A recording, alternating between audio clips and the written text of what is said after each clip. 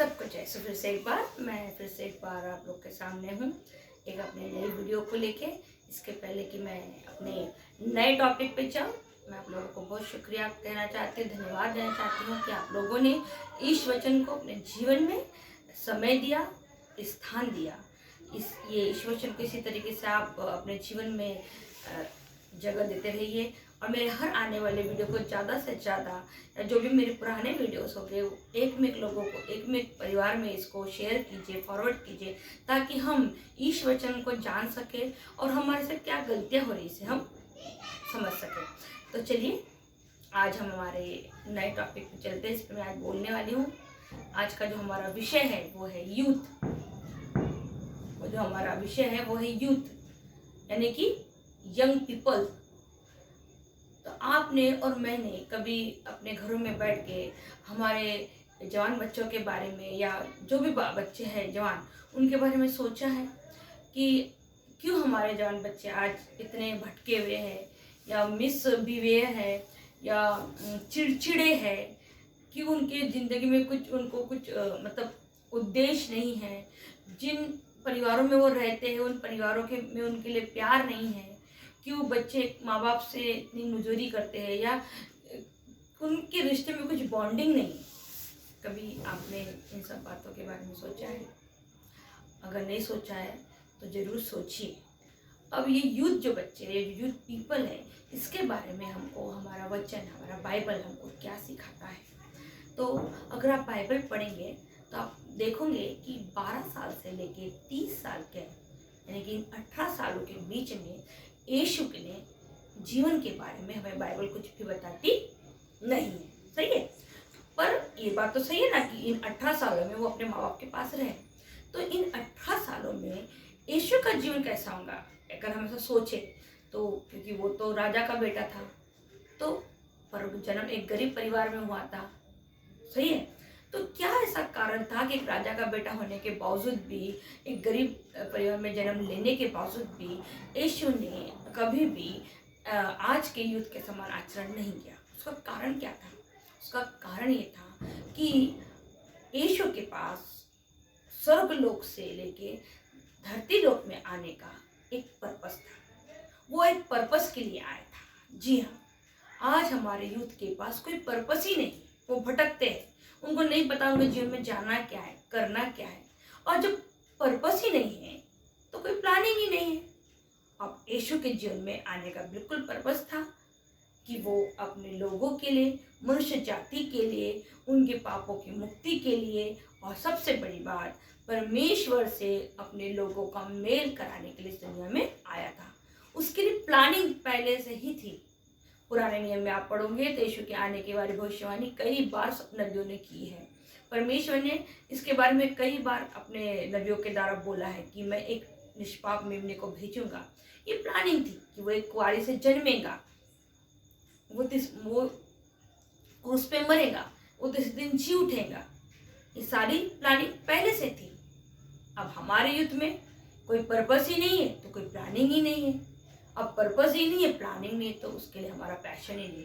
लेकिन जीसस का पैशन था, अपने उस पर्पस के लिए, अपने उस प्लानिंग के लिए उनका पैशन था। पैशन क्या था? वो जब बोलते थे तो लोग मुग्ध होके सुनते थे।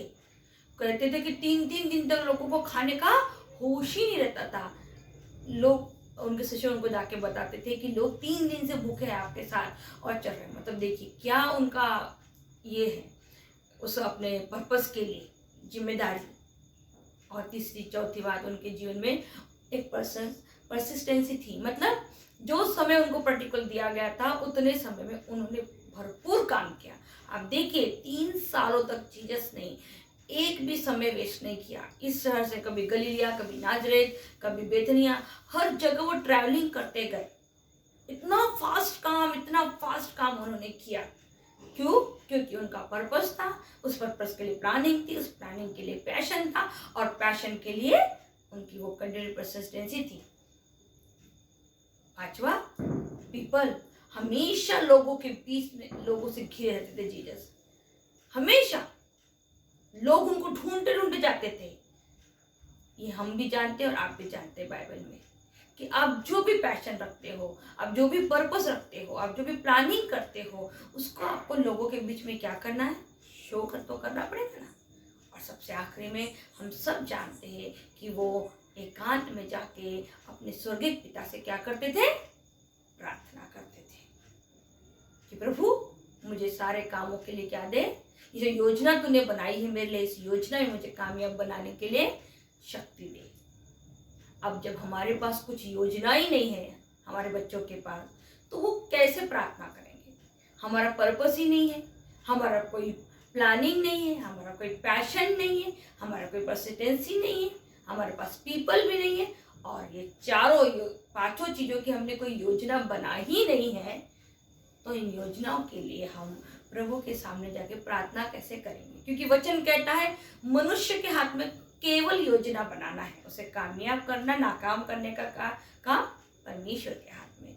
तो जब हमारे पास हमारे जीवन की कोई योजना ही नहीं है, तो हम प्रार्थना में बोलेंगे क्या, तो हम प्रार्थना करते किस चीज के लिए। और क्योंकि हमारे पास कोई ड्रीम नहीं है, ना इस संसार को लेके ना उस संसार को लेके, तो हम भटकती भेड़ों जैसे हैं। हमें पता ही नहीं हमें जीवन में जाना ही क्या। इस संसार का जो एजुकेशन आप लेते हो वो भी आपको नहीं पता आप क्यों ले रहे, आपके पेरेंट्स को भी नहीं पता, क्योंकि सारे बच्चे स्कूल में जा रहे करके मेरे बच्चे भी स्कूल में जा रहे, सारे बच्चे इंग्लिश मीडियम पढ़ रहे तो मेरे बच्चे भी इंग्लिश मीडियम में पढ़ रहे। 10वीं 12वीं के बाद का हमारा फ्यूचर में हमको जाना का है कुछ हमको पता नहीं। बहुत कोशिश करते तो 15वीं तक पढ़े थे, ग्रेजुएशन कर लेते, उसके बाद फिर हाथ घूम फिर के 10-12 हज़ार की नौकरी के लिए मारा मारी। क्यों? हाईली क्वालिफाइड होने के बावजूद भी हमारे बच्चे लोगों के पास कोई जॉब नहीं है। क्यों? यही कारण ये है कि हमारे पास बचपन से ही इन सब चीज़ों के लिए एक पर्पज चाहिए। हमें हम एज ए पेरेंट्स हमको हमारे बच्चों को बचपन से ही तैयार करना है आत्मा में और शरीर में, ताकि उन्हें अपने जीवन का पर्पस मालूम पड़े। माँ बाप के लिए भी बहुत बड़ी जिम्मेदारी है। सिर्फ 10,000 15,000 की नौकरी के लिए अपने बच्चों को तैयार मत करो, या इस संसार की किसी भी चीज के लिए अपने बच्चों को तैयार मत करो, उनको आत्मिक रूप से तैयार करो। तब देखिए आपके बच्चे, उनका भी जीवन यीशु के जीवन के जैसे हो जाएंगे। उनको कोई भी डिस्टर्ब नहीं कर पाएगा, उनको शैतान आके कहीं भड़का नहीं पाएगा, क्योंकि उनका सीधा सीधा रिश्ता परमेश्वर से हो जाएगा। वो जान जाएंगे परमेश्वर की योजना को जो उनके जीवन में, और जिस वो योजनाओं को जान जाएंगे उसके लिए वो खुद ही प्लानिंग कर लेंगे, खुद ही पैशन बना लेंगे और खुद ही उस सब चीज़ों पे काम करेंगे। हमारे बच्चों के पास क्योंकि हमने बचपन से उनको सब चीज़ें दी ही नहीं है, इसलिए वो आज इस तरीके से है। तो दोस्तों, मेरे भाइयों, मेरे अपनों, ईश वचन को जीवन में लाइए। यूथ एक बहुत बड़ी ताकत है जो आज ईश वचन को घर घर तक पहुंचा सकती है। लेकिन अफसोस इस बात का है कि आज ये यूथ ही सबसे ज़्यादा दूर है बाइबल से, चर्च से, नमाज से। क्यों? क्योंकि उनके माँ बाप ने उनको सांसारिक रूप में बहुत बिजी कर दिया है, बिजी है ट्यूशन में, स्कूल में, इसमें, लेकिन उनको ईश्वर के बारे में कोई जानकारी ही नहीं है।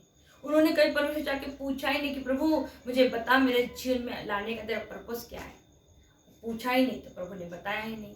क्योंकि हर वचन कहता है, तो उसका कहता है कि हर एक व्यक्ति की अपनी एक बुलाहट है, बस उसको उस बुलाहट को क्या करना है, समझना है। तो समझोगे कैसे जब उस बुलाहट के बारे में मालूम ही नहीं पड़ेगा। और किसी एक ही काम को लेके मत डटे रहो। आपको जो भी काम मिलता है उसको करो। जब आपकी जो योजना प्रभु ने आपके लिए बनाई उस काम तक तो आप जरूर पहुंचोगे काम कर, लेकिन आप किसी एक काम को, मुझे ये जमता मुझे वो नहीं जमता, ऐसा नहीं। जो भी आपको मिल रहा है उसको आगे लेके चलो। क्योंकि वचन कहता है आपको नहीं पता कि आपको किसमें कामयाबी मिलेंगी, इसमें या उसमें। तो ईश्वर के संगति में रहेंगे तो हमको हमारे जीवन के बारे में सही मायने पता चलेगा कि हमको जीवन में जाना क्या है और करना क्या है। आज हमारे इंडिया में सबसे ज़्यादा यूथ पाए जाते हैं, और अगर आप सर्वे की रिपोर्ट देखोगे पता चलेगा कि आपको WHO में सबसे ज़्यादा यूथ महाराष्ट्र में है। 40 लाख यूथ है। और ये 40 लाख यूथ किसको बोलते हैं? अगर ये 40 लाख यूथ मिल जाए तो हमारा महाराष्ट्र अब भी कहाँ से कहाँ निकल जाए। लेकिन क्योंकि हम सब के सब बिना भेड़ के समान, चरवाहे की भेड़ के समान घूम रहे करके हमको पता ही नहीं कि क्या है। तो दोस्तों, अपने अंदर की इस ताकत को जानिए। आप सब कुछ कर सकते हैं, लेकिन सबसे पहले आपको अपनी ताकत को पहचानना है। सबसे पहली बात। दूसरी बात, आपको सबसे पहले अपना रिश्ता यीशु से साथ बनाना है।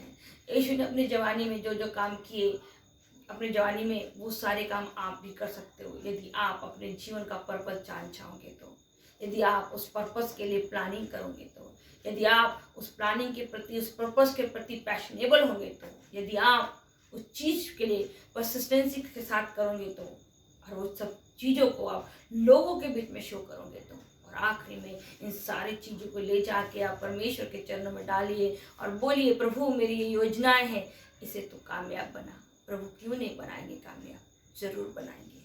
तो ये मेरा आज का विचार आपको कैसा लगा मुझे ज़रूर बताइए, और जितना हो सके उतना इसे फॉरवर्ड कीजिए। सबको जय श्री